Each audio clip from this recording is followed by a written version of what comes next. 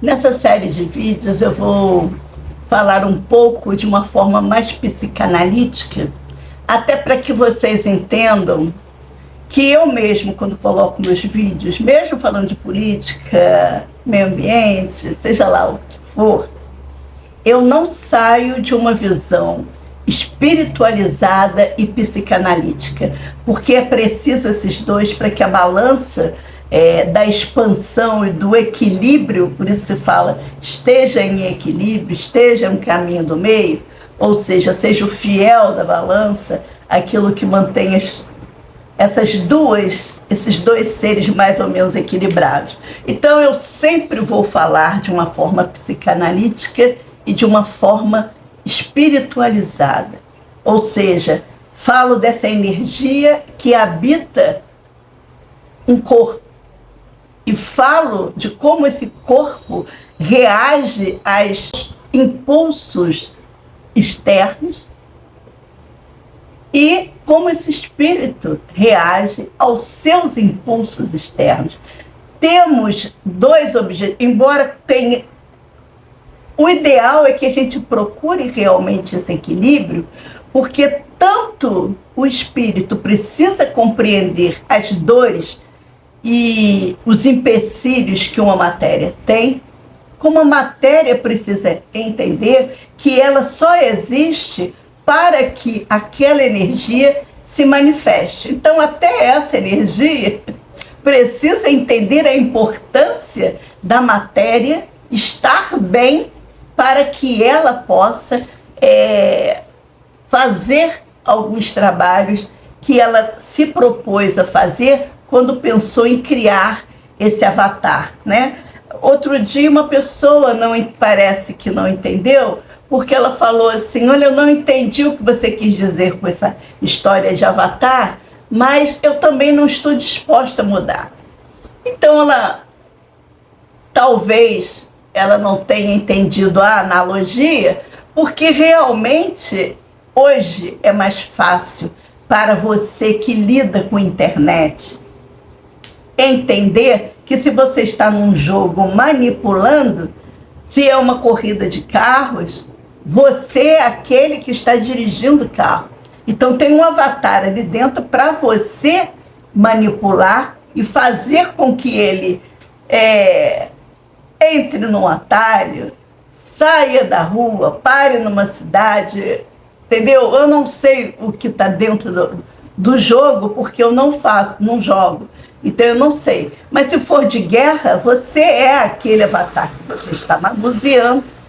Então ele só está operando porque você está ali manuseando para que ele empunhe o rifle, para que ele empunhe a metralhadora, ou o canhão, seja lá o que ele estiver fazendo, ou pilotando um avião, um caça. Então, ele é o avatar. No momento em que você desliga essa comunicação, ele para automaticamente de fazer. Mas acontece que aquele avatar é um pouco diferente de nós. Nós sentimos. Aliás, a gente não sabe se o avatar do jogo sente, né? Porque não olhamos para ele com... Não, ele está ali para fazer o que eu quero. E é o que a maioria faz. Então aqui, eu às vezes gasto esse tempinho para que vocês entendam, para que vocês se olhem nessa trindade. Eu tenho necessidades físicas, eu tenho que comer, tenho que tomar banho, tenho que ir ao banheiro, né? Tenho que dormir. Tenho deveres a cumprir. E tem uma programação para a qual eu fui feita. E aquela pessoa que está fazendo a programação, ele vai dizer assim: não, eu sei. Eu sei que ele precisa fazer essas coisas, mas ela está entretida ali num objetivo e às vezes se desliga dessa necessidade do outro.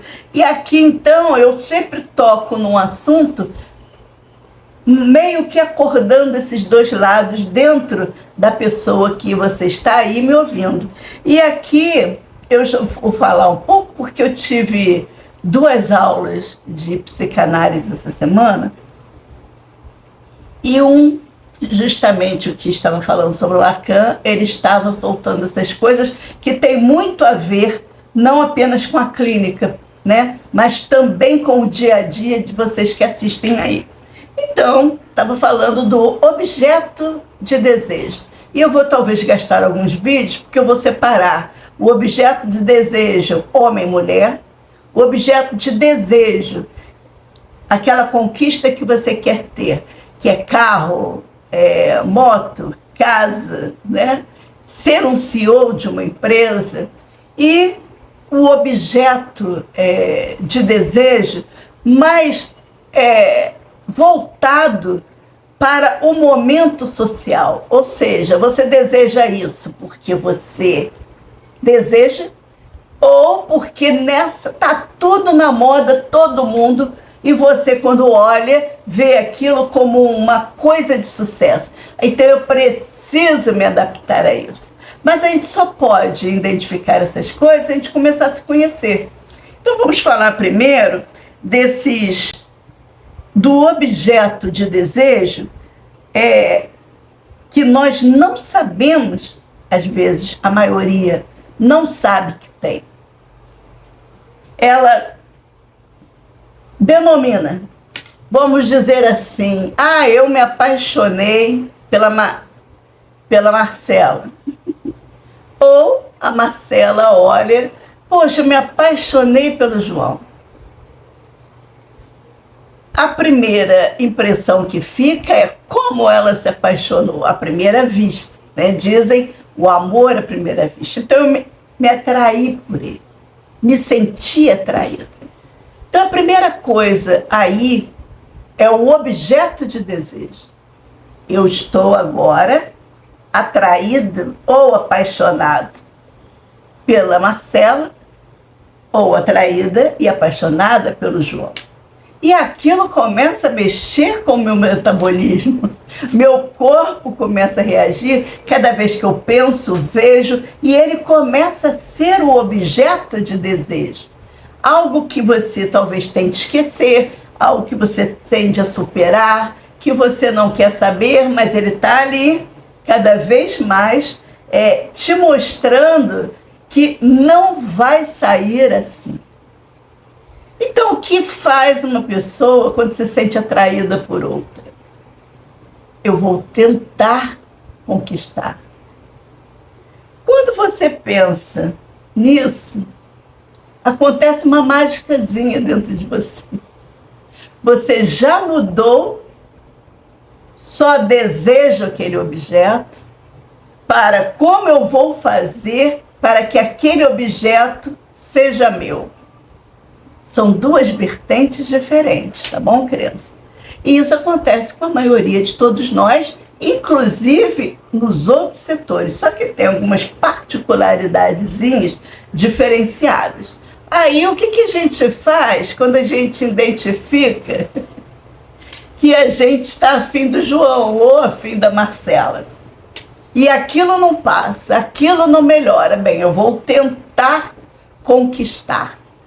Para conquistar, você precisa abandonar os motivos pelos quais você se interessou por aquele objeto para trazer o objeto para você. E para trazer o objeto para você se sentir bem, para você se sentir feliz, para você se realizar, você precisa ser o objeto que ele deseja, que ela deseja.